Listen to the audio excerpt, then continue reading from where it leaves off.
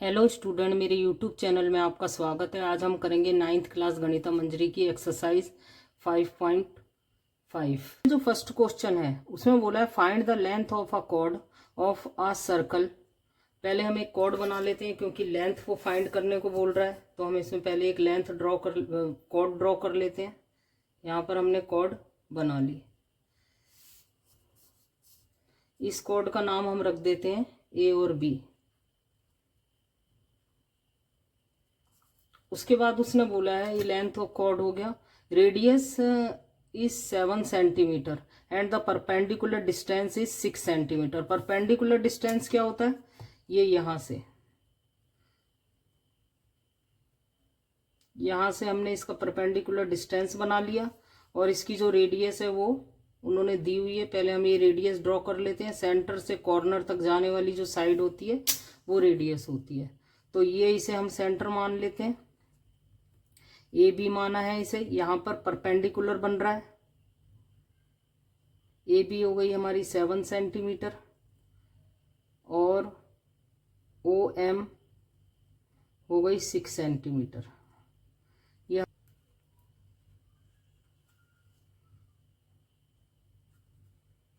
Radius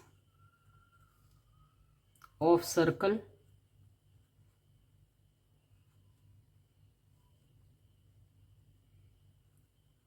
with centre O equal to R है। हमने are माना है उसे, और आर इक्वल टू कितना दिया है? 7 cm। उसके बाद परपेंडिकुलर डिस्टेंस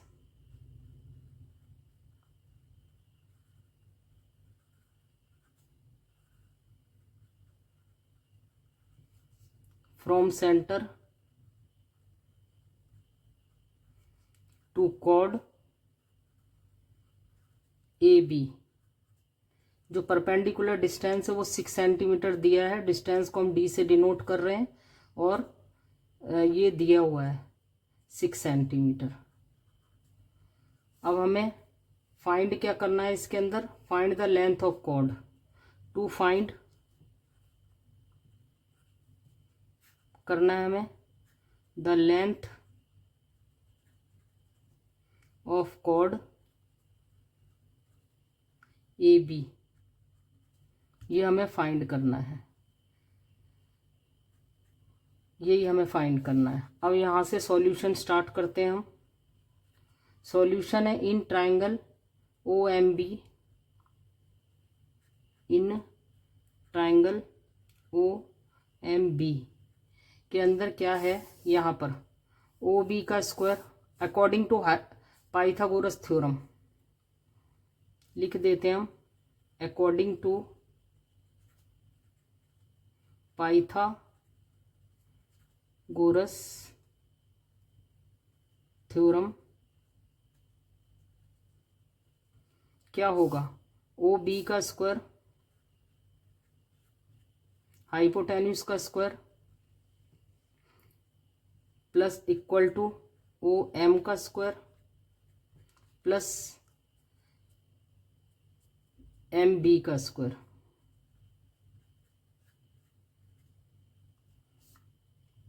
ओ बी गिवन है 7 का स्क्वायर, ओ एम गिवन है 6 का स्क्वायर, एम बी हमें नहीं पता है।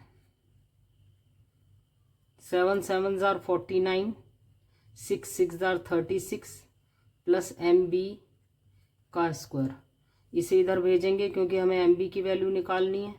49 minus 36 equal to M B का स्क्वायर। बाकी को इधर कर लेते हैं।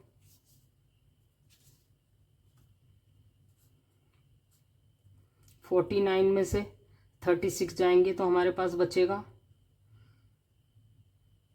13 इक्वल टू एम बी का स्क्वायर। अब हमें एम बी की वैल्यू निकालनी है तो दोनों पर रूट कर देंगे। √13 इक्वल टू एम बी का स्क्वायर पर रूट से ये कैंसिल आउट हो जाएगा, तो एम बी की वैल्यू आ गई हमारे पास 13। According to this theorem, theorem 5 क्या कहती है? The perpendicular from the centre of the chord bisect the chord. यानी कि ये जो एम बी है ये इस पूरी कॉर्ड का आधा पार्ट है, बाइसेक्ट करा है ना, ये 90 डिग्री का एंगल है। तो यहाँ पर आपको ये थ्योरम जरूर लिखनी है। अगर आप थ्योरम नहीं लिख रहे हैं तो आप थ्योरम का नाम यहाँ पर जरूर लिखेंगे। द लेंथ ऑफ कॉर्ड, ये जो कॉर्ड है A B,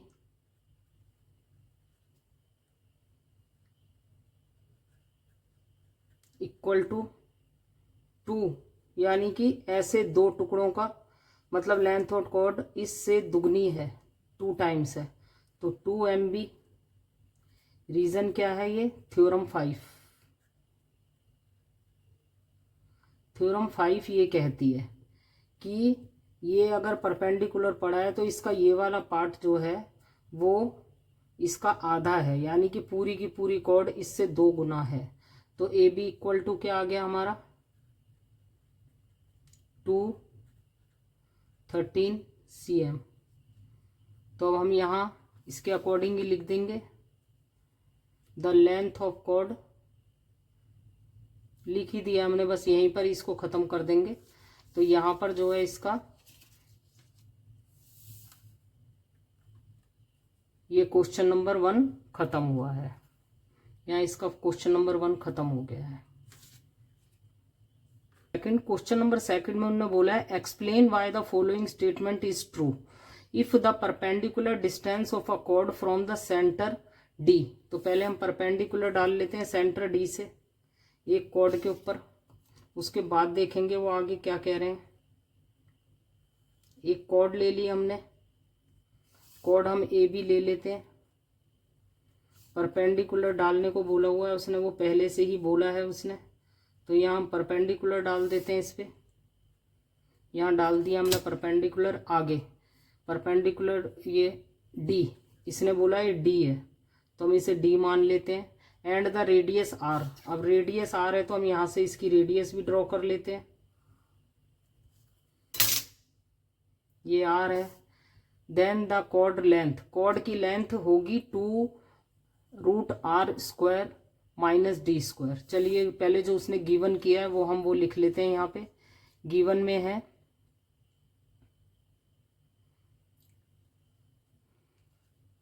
question number second,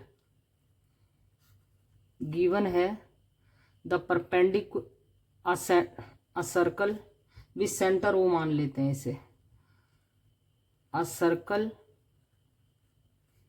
with centre O,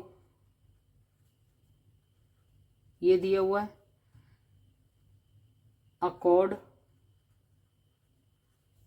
A B, the distance, chord A B दी हुई है। दूसरी बात दी हुई है the perpendicular distance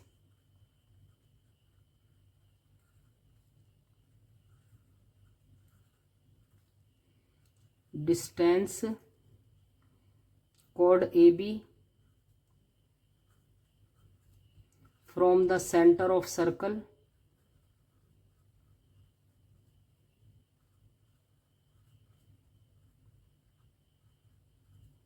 equal to D दिया हुआ है, डी दे रखा है।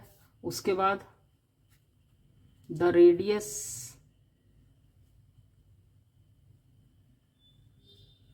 Of circle equal to R है, इक्वल टू दिया हुआ है, आर ही दिया हुआ है बस, यहाँ पर ये हो गया है यहाँ पर। अब हमने इसके अकॉर्डिंग जो जो था उनने टू प्रूफ क्या करना है इसके अंदर,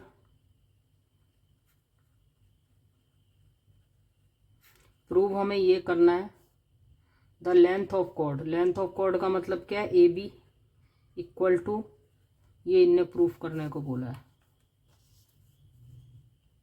length of chord A B है इक्वल टू 2r² - d²। ये हमें प्रूफ करना है। तो हमने सब कुछ यहाँ पर लिख लिया है। अब हम इसका सॉल्यूशन स्टार्ट करते हैं। इसमें इसी का यही थ्योरम 5 का यूज़ होगा। थ्योरम 5, या तो आप पूरी थ्योरम 5 लिख देंगे या फिर ब्रैकेट में थ्योरम 5 लिख देंगे कि नंबर ऑफ थ्योरम लिख देंगे सिर्फ। अगर आपके पास समय हो एग्जाम में तो आप पूरी की पूरी थ्योरम लिख दीजिएगा। The perpendicular from the centre of the chord of the centre bisect the chord, यानी कि अगर सेंटर से परपेंडिकुलर बाय इस पर पड़ता है तो ये जो होता है ये कॉर्ड को दो हिस्सों में बांट देता है। तो हम यहाँ पर पहले पाइथागोरस थ्योरम के थ्रू इसकी मेजरमेंट निकाल लेंगे। अगर हम ए एम की मेजरमेंट निकाल लेते हैं तो ए बी तो उसकी दुगनी हो जाएगी ना, क्योंकि ये इसकी आधी है, ए बी की हाफ है। ये वाली थ्योरम कहती है कि ये ए एम जो है ए बी की हाफ है। इट मीन्स ए बी जो है ए एम की 2 टाइम्स है। तो ए एम निकाल के उसका 2 टाइम निकाल लेंगे तो ए बी की वैल्यू निकल आएगी। ठीक है, तो हम यहाँ से कर लेते हैं। पाइथागोरस थ्योरम के थ्रू कर रहे हैं तो in triangle A O M के अंदर हम क्या कर रहे हैं, ये हाइपोटेन्यूस का स्क्वायर ओ ए का square equal to O M का स्क्वायर प्लस ए एम का स्क्वायर। ओ ए का जो स्क्वायर है वो है, ओ ए की वैल्यू आर है तो ओ ए के प्लेस पे हम क्या लिख देंगे, आर लिख देंगे। ओ एम की वैल्यू जो है वो डी है, डी का स्क्वायर लिख देंगे प्लस ए एम हमें फाइंड करना है। अब आर का स्क्वायर डी को इधर भेजेंगे माइनस डी का square equal to A M को यहाँ अकेला छोड़ना है। अब हमें ए एम की वैल्यू फाइंड करनी है, ए एम स्क्वायर की नहीं। तो अब हम क्या करेंगे, यहाँ पर ए एम का स्क्वायर हटाने के लिए इसके ऊपर रूट आ जाएगा तो आ जाएगा R square minus D square का whole root equal to A M आ जाएगा। अब जो ये ए एम है, ए एम तो ए बी तो ए एम का 2 टाइम है। ए बी जो है the length of chord A B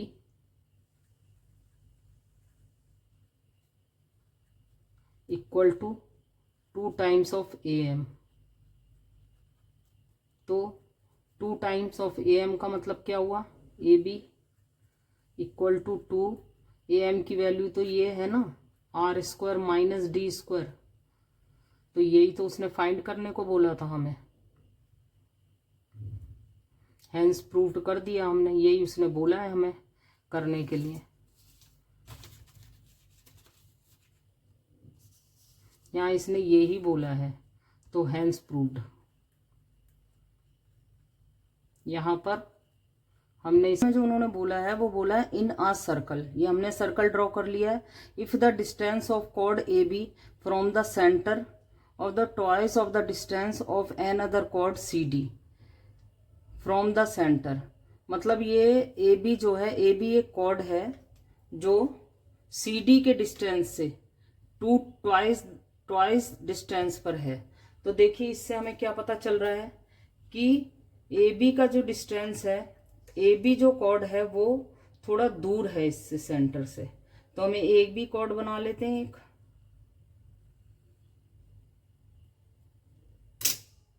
हमने ए और बी बना लिया और ये एक अनदर कॉर्ड है सी डी जो है नियरेस्ट। क्योंकि देखिए अगर ए बी का डिस्टेंस उससे, इट मीन से सेंटर से अगर कोई यहां तक आता है हमारा पॉइंट, तो वो मतलब डिस्टेंस डबल कवर करेगा इसका। तो इसीलिए हमें इसको क्या लिया है, सी डी को थोड़ा नियरेस्ट ले लिया है हमने। अब यहां पर हम ड्रॉ करेंगे, डिस्टेंस क्या होता है, परपेंडिकुलर होता है। जैसे ही हम परपेंडिकुलर ड्रॉ करते हैं वो डिस्टेंस को कवर कर लेता है। तो ये यहां पर ये 90 डिग्री का एंगल बन गया। उसके बाद अब हम इसी पॉइंट से, ये सेंटर पॉइंट है, ये सेंटर पॉइंट से अब ए बी का डिस्टेंस ले लेते हैं। ए बी का डिस्टेंस जो है 2 टाइम्स है इससे, तो हमने यहाँ अंदाजे से ले लिया है, ये हो गया। और सेंटर पॉइंट को हम ओ मान लेते हैं यहाँ पर, ये हो गया। अब देखिए, अब उन्होंने गिवन क्या है इसके अंदर, जो उन्होंने बोला था वो हमने ड्रॉ कर लिया, जो भी उन्होंने बोला था वो हमने ड्रॉ कर लिया है। अब उन्होंने बोला है, पहले हम गिवन लिख लेते हैं, यहां पर सॉल्यूशन है,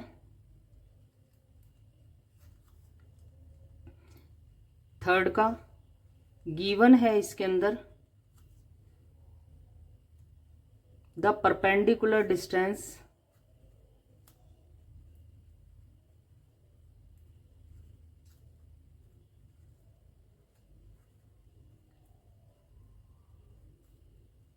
of chord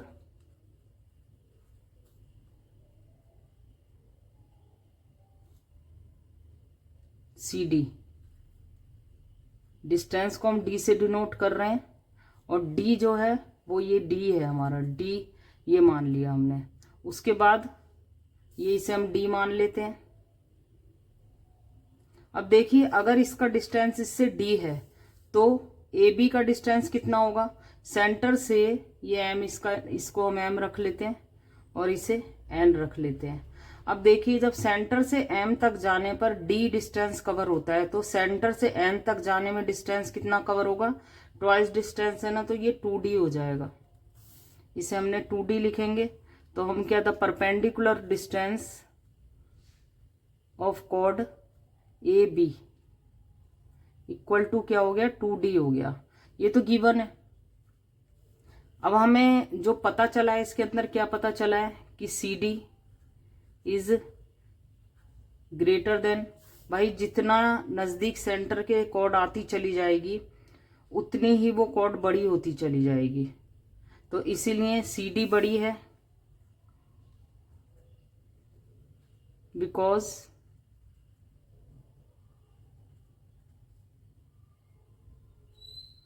C D is nearest to the nearest the centre, centre O के नियरेस्ट है, इसीलिए ये सी डी बड़ी है। ठीक है, अब ये हो गया। अब हमारे पास लेंथ हमें का, अब उसने ये बोला है, यहां तक तो हो गया। देन यू कैन पता लगा सकते हो आप, क्या सी डी जो है वो ए बी के 2 टाइम होगी। देखिए, डिस्टेंस जो है, इसका जो डिस्टेंस है और इसका जो डिस्टेंस है, ये वाला डिस्टेंस इसके डिस्टेंस से 2 टाइम है, तो क्या जो सी डी है, जो सी डी है वो ए बी की 2 टाइम है, ये उसने बोला है। 2 टाइम क्यों हम कह रहे हैं, क्योंकि सी डी तो बड़ी है, सी डी हमारी बड़ी है, ये तो हमें पता है, लेकिन एग्जैक्टली ए बी के 2 टाइम है ये हम कंफर्म नहीं कह सकते हैं। वो बड़ी तो है, बड़ी है, बट हमें इस बात के लिए हमें पहले इसे सॉल्व करके देखना होगा, क्या इसकी लेंथ है। हम इसके इस डिस्टेंस से ही हम अपने आप को अंदाजा नहीं लगा सकते हैं। तो चलिए हम इसमें फॉर्मूला पुट कर देते हैं। लेंथ ऑफ, हम लेंथ निकाल लेते हैं सी डी की, पता चल जाएगा। तो length of C D, length का ये फॉर्मूला होता है, तो लेंथ ऑफ सी डी क्या हो जाएगा, लेंथ, ये फॉर्मूला आपको लिख देना है, length of chord C D equal to क्या हो जाएगा, रेडियस तो दोनों की इक्वल रहेगी ना, रेडियस तो दोनों की इक्वल है। तो यहां से अगर हम रेडियस ड्रॉ करते हैं, यहां से और इधर से इसकी रेडियस को ड्रॉ कर देते हैं,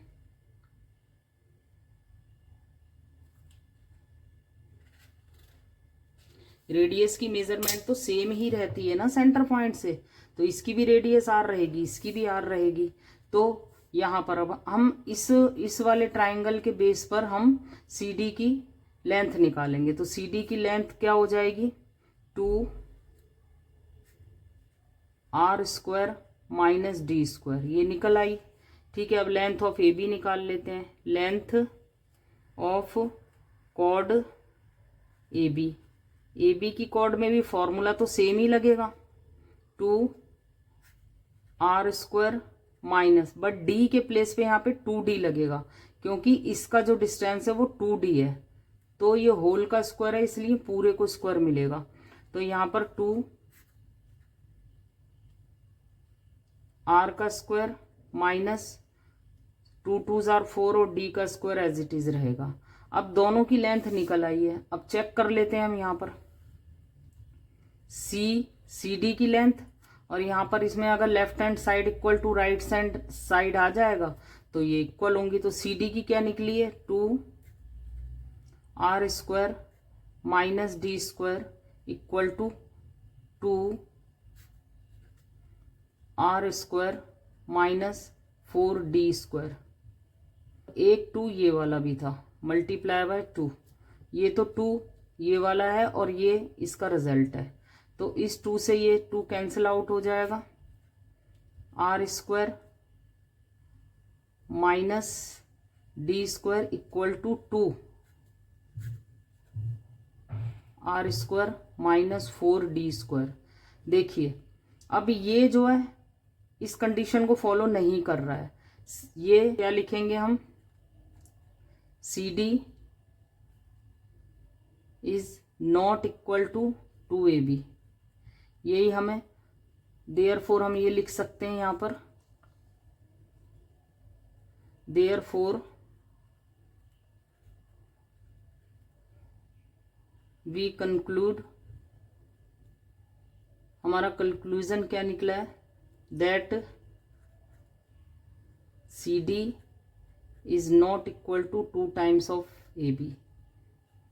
तो यहाँ पर हमारा ये क्वेश्चन नंबर 3 खत्म होता है। इसके साथ ये एक्सरसाइज भी खत्म होती है। यदि आपको ये वीडियो पसंद आया तो प्लीज़ इस वीडियो को लाइक कीजिए, चैनल को सब्सक्राइब कीजिए।